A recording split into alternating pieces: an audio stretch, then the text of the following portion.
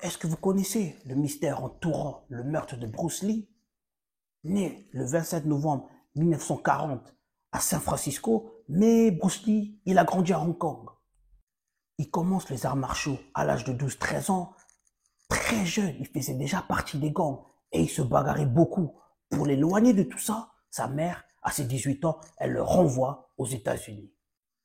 Il va étudier la philosophie à l'université de Washington et plus tard, il va commencer à enseigner les arts martiaux aux Afro-Américains, aux Européens, peu importe leur couleur. Mais ça ne plaît pas aux maîtres des autres écoles. Il n'est pas censé enseigner aux autres que les Chinois. Ça, c'est un problème. Il a dû relever un défi. Bruce Lee, écoute bien, dit l'un des maîtres. Tu vas affronter l'un des combattants les plus forts. Et si tu perds, t'as plus le droit d'enseigner. Parce que ce que tu fais là, c'est pas bon. Bruce Lee dit, ok, let's go, why not? Il affronte le combattant. Et il l'humilie. Il le soumet. Et l'autre, il est là en train de crier, ok, c'est bon, c'est bon, c'est bon. Ça, c'est une humiliation pour tous les autres maîtres. Ça les plaît pas du tout.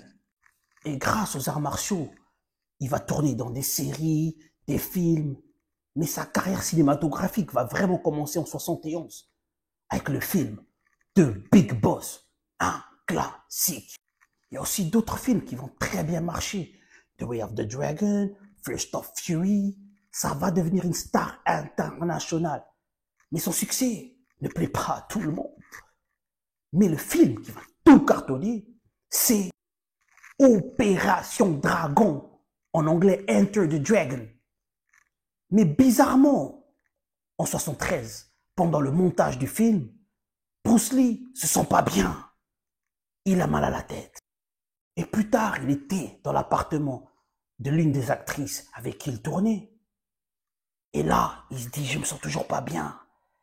Elle dit, écoute, j'ai un médicament, normalement, ça devrait passer, prends. Il prend.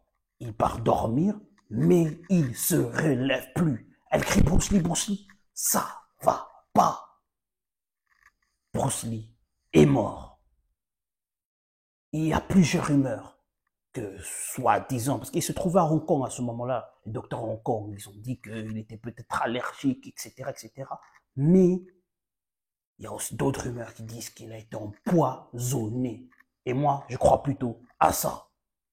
Donnez-moi votre avis à suivre pour d'autres histoires.